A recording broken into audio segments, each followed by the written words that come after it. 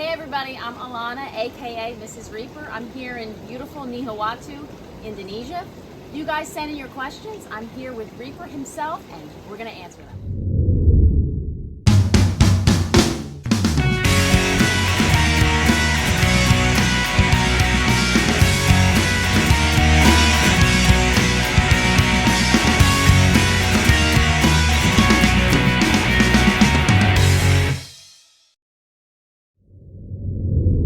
One, two, three, hack.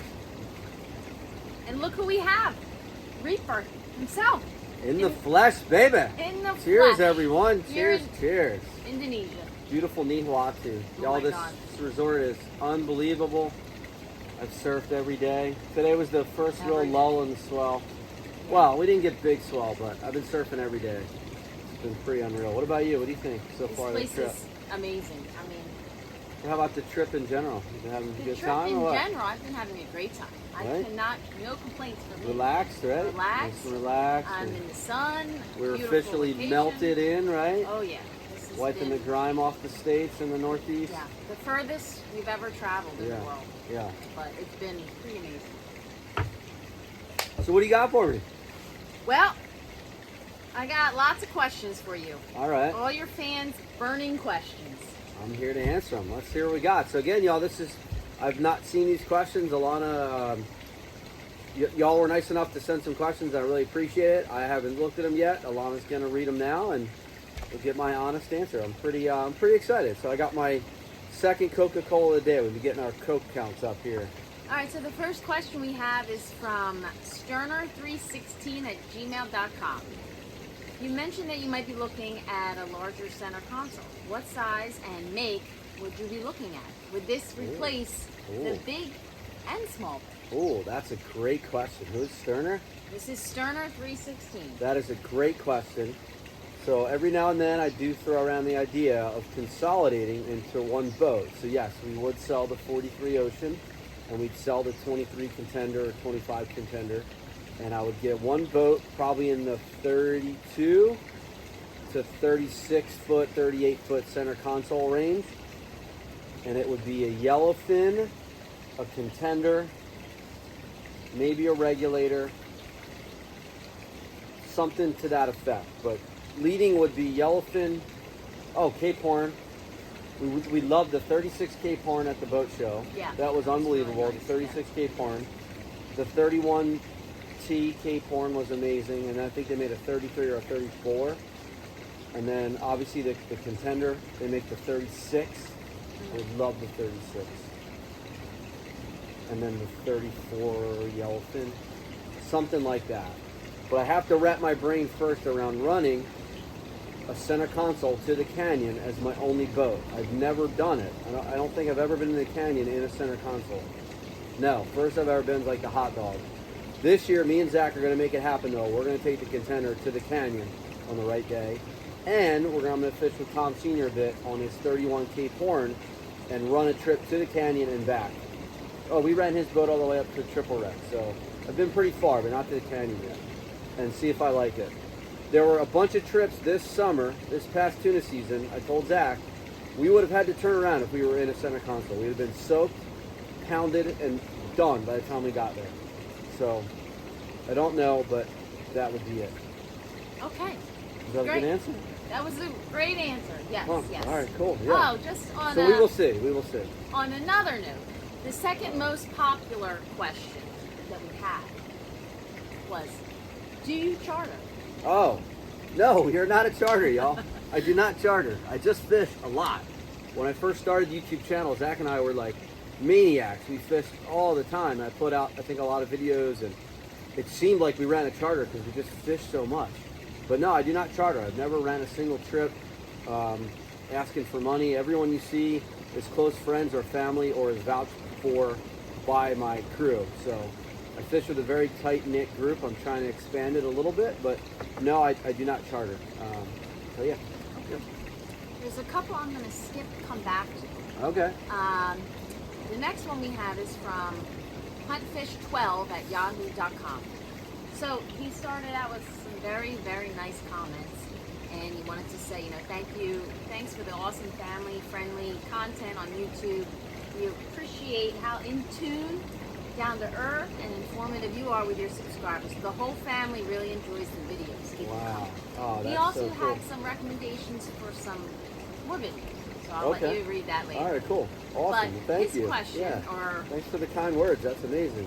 his question is, when it comes to trolling for tuna, what is the ideal speed to run the boat at? And also, when setting your spread, how far back should the closest rig be set? And how far back should the farthest rig be set? Oh, wow. Great question. Okay.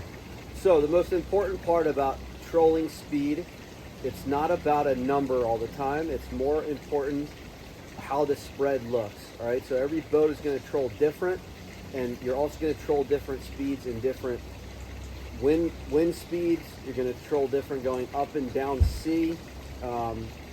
It's all about what your spread looks like. That's the best thing I can say. Typically on Reaper, it's anywhere from 5 to 7 knots, and my sweet spot on the big boat on the 43 is typically right around like 6 knots or so, actually. There are times that I bump it up a little bit, especially inshore if there's bluefish around. You really want to stay like 6'5" and above. But the most important thing is finding the way that your boat likes to troll, and you'll almost feel the harmonics and the hum of the motors, and it creates the best prop wash behind you. But most importantly, you want to look back and see your spreader bars running right, not popping out of the water, making good splash and action. Your ballyhoo are swimming effectively, and you can see them. You don't want them skipping out of the water the whole time. So it's all about what your spread looks like, but typically, 5.5 to 7 knots, somewhere in that range. Sometimes a little lower, sometimes a little higher, but just always check your spread. Answer to the second question is, we have our tight in baits, our flat lines, literally, I mean, just 10 feet behind the boat, if that. And I always like to run spreader bars in tight on both sides. So 36-inch splash bar from Sterling. The Chaos bar is amazing right in that flat line. And those yellowfin will come right up to the boat. So 10 to 15 feet right off the rod tip. And there's no cooler bite than when they come right behind the boat. So, yeah. And then the third question, your way backs, I mean way back. That's the best way I can describe it. So 200 to 300 yards behind the boat is our shotgun. So that's off the fly bridge, right in the center, in this, on the center rocket launcher, and no rigger, but 200-300 yards back, something along those lines. So yeah, there you go. Okay. Yep. All right. Next one's from Jay Bailey at GalmanGroup.com. All right, Jay. Okay, so he's saying, big boat, little boat, when tuna fishing, you always deploy the chum chucker. Yes. Just like saying chum Yes. chucker. Yes. How much of a game changer or increase in your odds do you think this helps? And any info on where to purchase? Awesome question. Guys, when I went fishing with my buddy Paulie on the OL, the 47 Craig Blackwell. This was maybe 10 plus years ago. And they had the chum chucker, and I was fascinated. So when I first started running my boats, the 32 Pro line, I ran the boat, I rigged every single rod, I was fishing with my goofball buddies that didn't fish, and I had to chunk all night long. So it was like cut the bait, chunk the bait, rig the rods, do this. And then once I found that, total and utter game changer. Even with a seasoned crew, you just don't have to remind a guy, hey, throw chunks, hey, throw chunks. Or a lot of times, like, you dedicate one guy, listen, you're a chunk guy. And it's like they dole it out, and then they start looking, and then they got to go make a sandwich, they get distracted, you fall asleep, they're sick. Now you don't have to worry about it. You have a steady chunk slick. It's 3 chunks every couple of minutes, or 4, whatever the little conveyor belt does. And it's just a solid, steady chunk slick. It's a total game changer. Chumchucker.com. Tell him I sent you. Maybe he'll send me a free one. We go through like 2 a year. I use them so much. But got to go get it. Chumchucker.com. Pretty confident he's still making them. But yeah, definitely got to go get one. And then what we'll do is then when we're in the heat of a really good day chunk bite, then we just add to it, right? And then you want to chunk heavier. Like once you get a bite, I'm like, gosh, chunk heavier. And then you just throw additional. But still, even when you're fighting fish, you have 3, 4 on, you know that chum chucker's still going. Like you'll hear me and Zach in the videos, and we're like, chum chucker, keep chunking. and because we got 3 on and we're ready to gaff, and jump shooter, keep shooter. So yeah, go get one. Boom. Okay. Next question is from Ganzer3727 @yahoo.com. First of all, he'd like to say that he thoroughly enjoys your videos, and he's been a subscriber since you were at about 5,000 subscribers. Wow, thank you. God bless. Yeah. Thank you so much. And he's a recreational shark angler himself. He runs a 28-foot Grady White shark tank Oh, okay. out of Neptune/Shark River.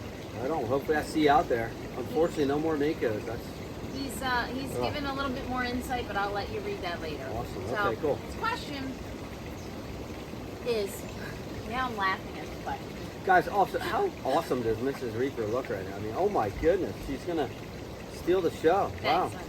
Well, that leads me to his question. Oh, okay. How on earth did you manage to convince your wife to marry you and put up with all your shenanigans Perfect and question. misadventures? It honestly blows my mind. You must have made a deal with the devil somewhere along the way. Oh man, I think. I don't know. Do you have an answer to that question? I guess when we first met, I wasn't quite the maniac I was. No. I thought I was getting a nice Italian boy. I wasn't really. I was just when I met her. I just had my 32 Pro line, and I was getting myself back into the offshore game again. I did it when I was a kid with my dad, and just kind of getting going again. And I was still really surfing a lot. And then obviously we met, we fell in love, and then I think my obsession just ramped up from there. I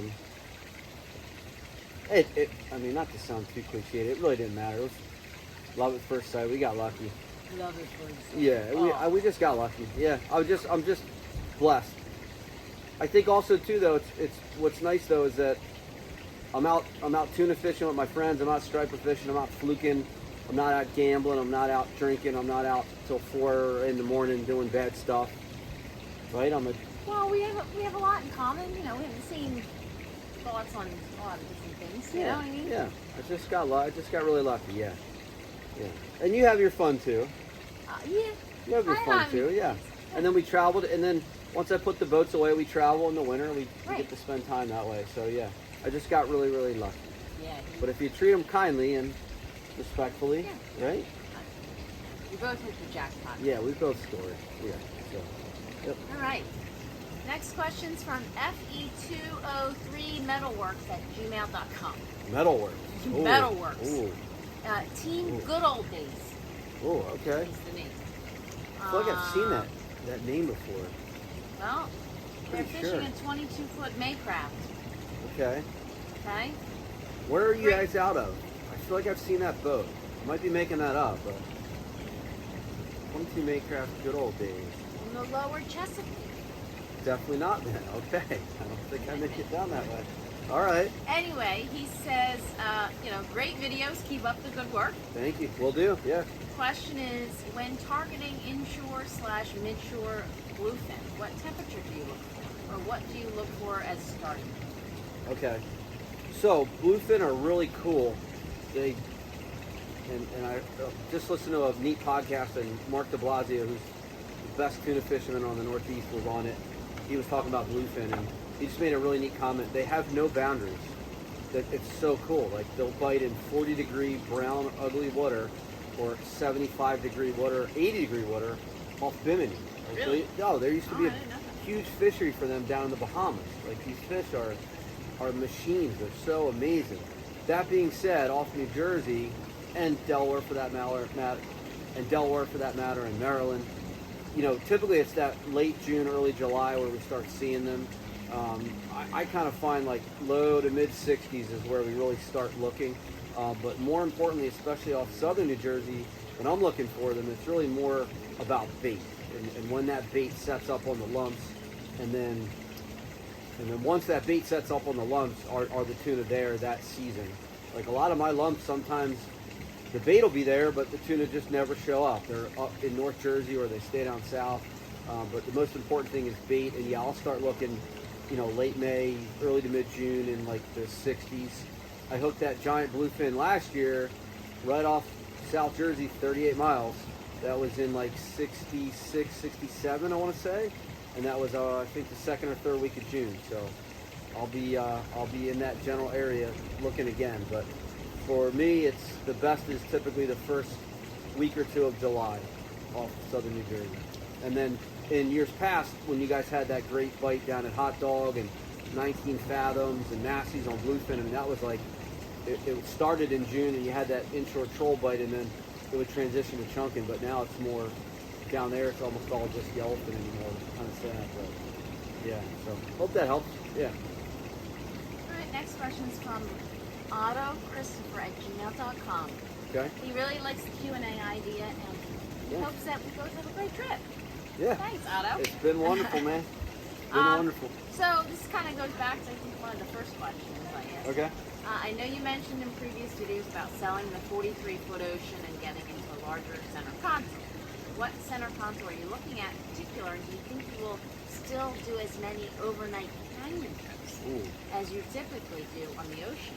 Yeah, so we kind of touched on that already, right? Yeah. So I'd said, 33 to 37, 38, right?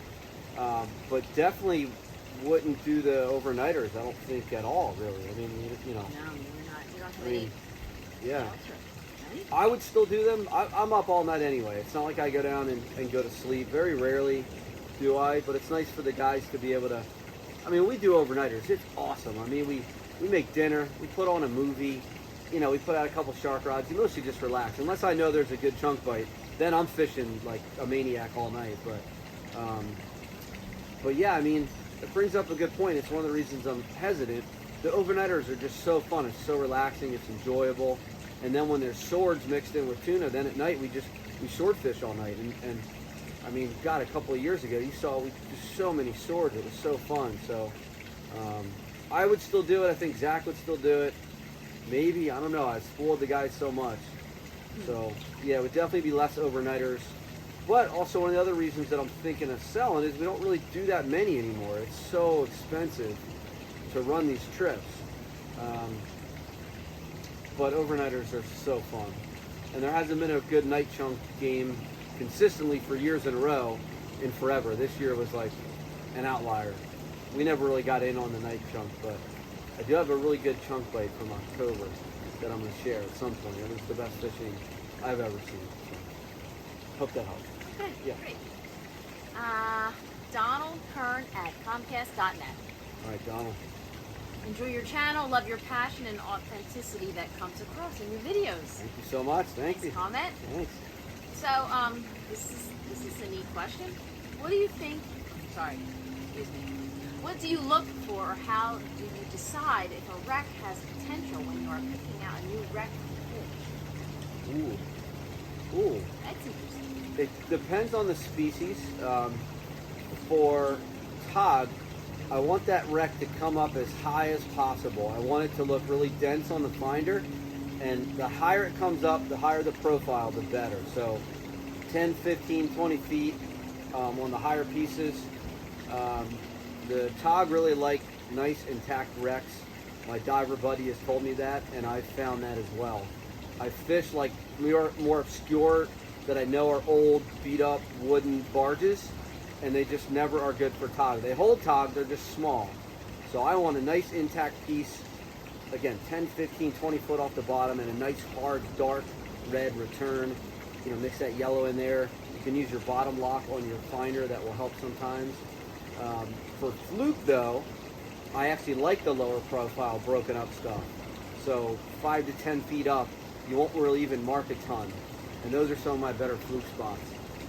Sea bass, they like those big wrecks. What else? And that's really kind of, for the most part, what I do my wreck fishing. Yeah, tog, sea bass, fluke. So I like the fluke. yeah, along the likes of fluke fishing. Yeah. So yeah, hope that helps. All right. Next question's from Constantine.powers@gmail.com. Oh, Austin Danger Powers. Danger Powers. His family owns a 23-foot Sportsman and a 32-foot Everglades Express. Ooh, man, nice boats. Nice boats, yeah. Okay. Both being an outboard boat, what is your go-to good trolling spread for tunas in the canyons and lumps? I would like to know your go-to colors and where you like to run them on the boat. Okay. So I haven't really experimented a ton on the contender yet.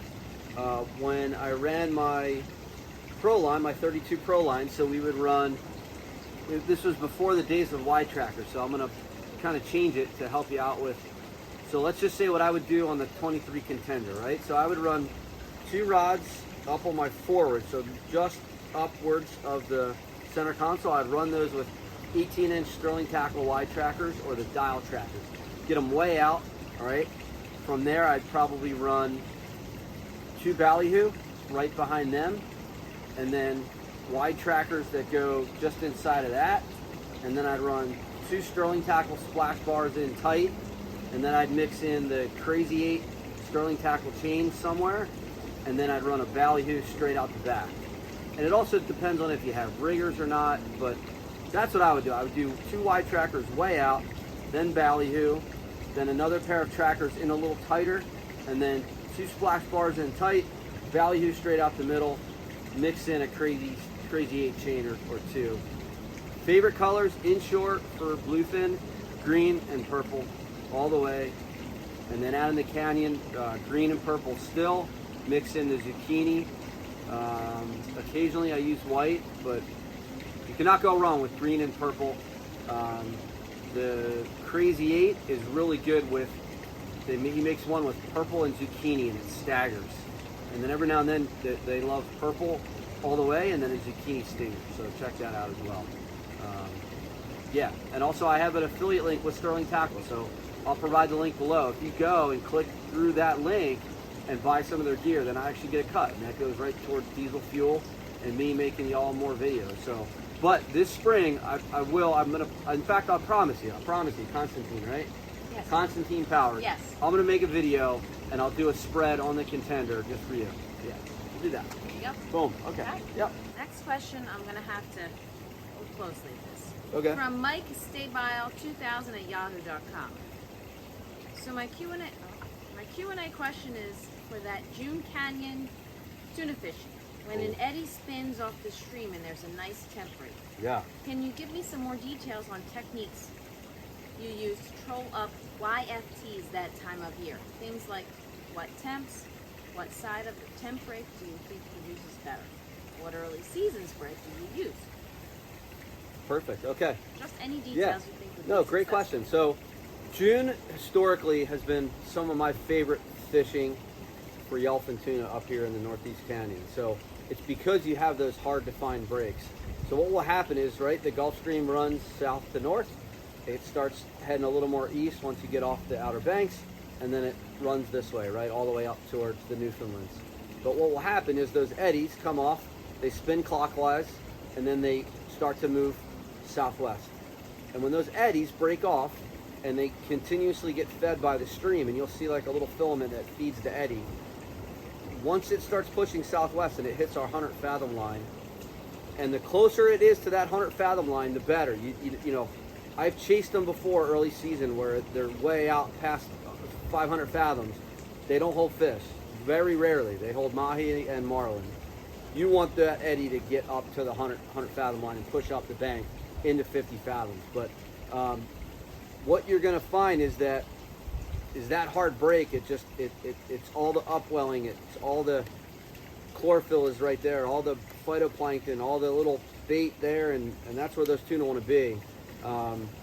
And typically that time of year, you're going to see 60s something on the cold and usually 70s on the warm, or maybe like 62 on the cold and 66, 68 on the warm.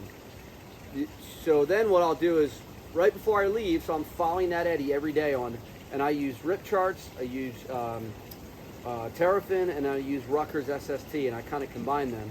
And I'll track that eddy every day and how it's moving southwest. So I kind of have an idea in my head where it's going. And right up until the second I leave the dock, I look and see if there's any updated shots. And then also, I have Sirius XM weather and satellite service imagery on my Simrad plotter. So that updates not quite while I'm out there. I want to say it's like a 12-hour delay. But I still have a general idea, and I can kind of track the break on actually the Simrad, and I'll correlate that with the pictures I take on my phone. So I'll have like 20 pictures on my phone of where the break is, and I'll extrapolate that to what I'm seeing on the Simrad. And then it's all about just kind of using your eyes to look at the watercolor, and then also using your temp gauge, and then more importantly, your smell. You're looking for chick birds, all that stuff. Sometimes they'll be on the cold, sometimes they'll be on the warm, but more often they're going to be right on that break, and you'll see it. It's way more defined early in the year. So yeah, sometimes cold, sometimes warm, but most importantly, find the tuna chicks, find the slicks, and then once you get bit, mark it and pound it. As for early season spread, more plastic than ballyhoo. I find that typically early in the year we run a lot more plastic and do better that way. And then another big tip also for early season yellowfin tuna trolling, keep that boat moving. So I want 7 out of 12 rods on, because you might only get 1 or 2 good passes, unless it's really good June fishing. But troll for 45 seconds to a minute. You're almost going to be uncomfortable because you're stretched out. You got plenty of line. You're not going to get spooled. So keep the boat in gear. Try and get multiple hookups. Rutgers SST, Terrafin, and Rip Charts. Boom. Watch it every day. Okay. So Mr. Pocono Joe at yahoo.com wants to know if he could buy your River Reaper. Pocono Joe. You have 2 other boats already, and he's dying to get his first boat. So River Reaper is technically not mine. River Reaper That's is what I've owned. been told. River Reaper is owned by Zach. We went together to buy it with the intention of splitting it, and he bought it, paid for it. I've been trying to give him money ever since, and he won't take it. So he owns So River. it's technically not yours. It's technically not mine. I think you fish it more than he does. I mean, So I'm convinced that it is. Yeah. That it is yours. It's but- titled to Captain Zach. It's his boat. Yeah.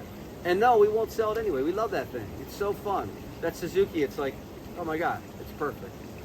But I love that. I love that you love that boat. That thing's so fun. Yeah, we love it. Yeah. It's fun in the winter because it gives me something to, something different, right? perch fishing. I ran it up the Delaware River and winter flounder. It gives me practice with the trailer. Of course, you can't have fishing April, May, June, July, August, September, October, November. Got to do December, January, February, March. Also. That's right. Yeah. So this question is from nickfs95@gmail.com. All right, Nick. Have you ever given any seminars or talks? He's part of a saltwater fishing group, Ooh. Frederick Saltwater Anglers, Ooh. FSA, Ooh. and he thinks it would be awesome if you would come talk with his group. I have not. I've thought about would it. you ever? I thought it would be fun. I think I would enjoy it. I'm just You'd so. be really good at it. Thank Yeah, you. yeah. I'm just so busy. Yeah. Like adding more to kind of what I already do, it would be a lot. Like doing the YouTube channel, it's actually, believe it or not, it's actually a lot of work to film, to edit, to do all that. But I might be open to that. I will let you know. Yeah, I might be open to that. I think it'd be really fun. I would definitely do it. I would be even more super pumped if it was like something like the rowing fishing team, like younger people. Rowan is a fishing team? Yeah, Rowan has a fishing team. I think it'd be more Since when? since, I don't know, I found him on Instagram. Oh, wow. Okay. Something like that. But yeah, I might be open to that. But no, I've never done it. Okay. Yep. So this leads us to the last of our questions. Last of the questions. Okay. Yeah. We have one of them that's the most popular question. The most popular question. Ooh, okay. But somebody else has a couple other questions that are interesting. Shoot. So Pete.adams0418@gmail.com. Oh, Pete. Oh, I know. Pete? Oh, yeah. I don't know him, but I mean, Pete's been commenting since I think like Okay. video 1. Okay. Thank you so much, Pete. Yeah, really appreciate it, So- man. You've been with us the whole way. He'd like to know. Pete, T Blaze, CW. Who else? I'm going to draw a blank on so many names. Obviously, Ciro comments every time. There's so many names. Yeah. Pete, Yeah, you John know, Cando. Who's I the love other? you. Who's the other guy? There's so many, but I love y'all. I read every comment, guys. I try and get back to every single comment as well. So anyway, go ahead. Well, Pete. Pete wants to know, Yeah. what's your 5-year plan, personally and or for the channel? Ooh. 5-year plan personally. my ultimate goal would be to convince my wife to leave New Jersey and sell everything that we kind of own, kind of don't, have loans on, and start a new life somewhere like Central America, Costa Rica, Panama. I don't think we could come all the way this far, but something like that, and really just lead a very simple life.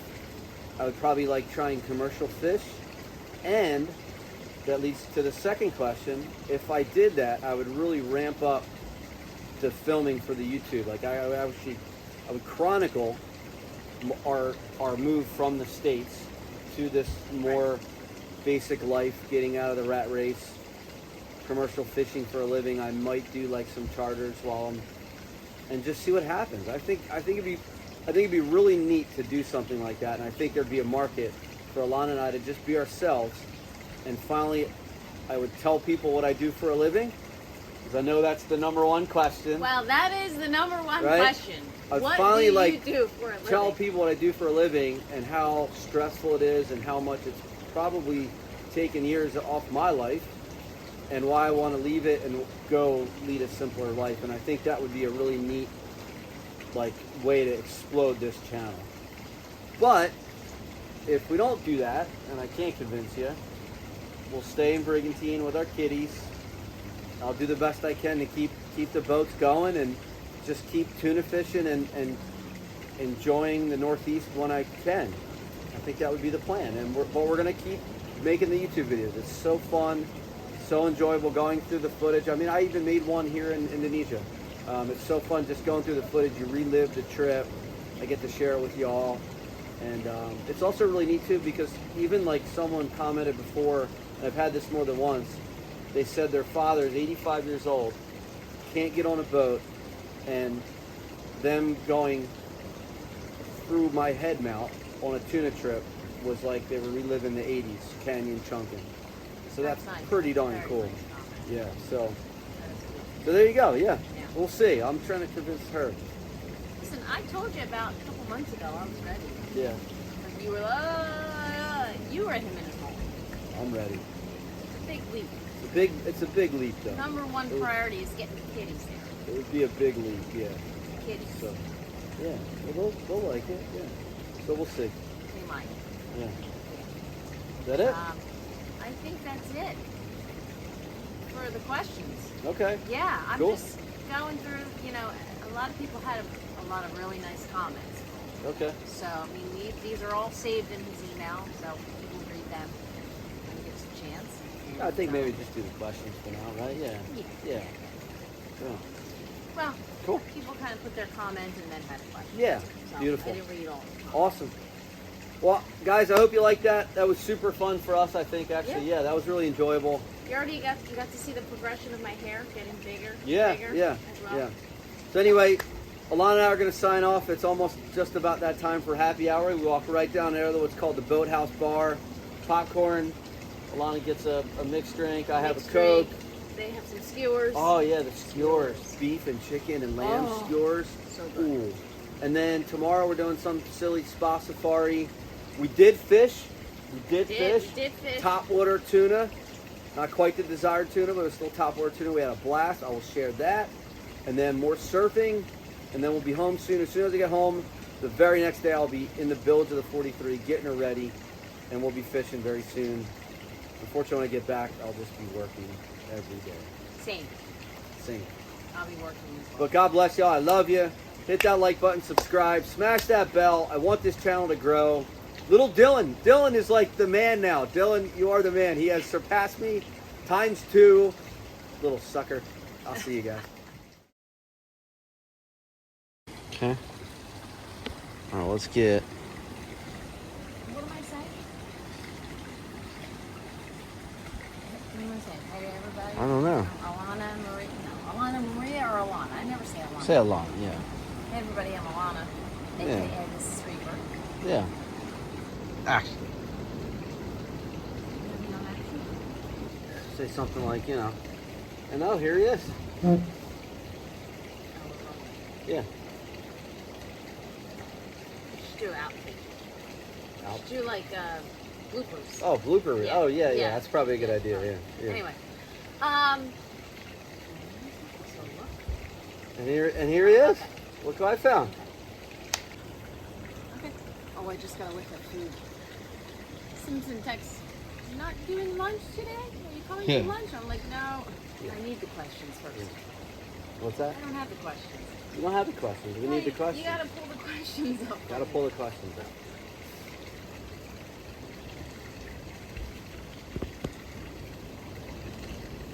So in 0.8.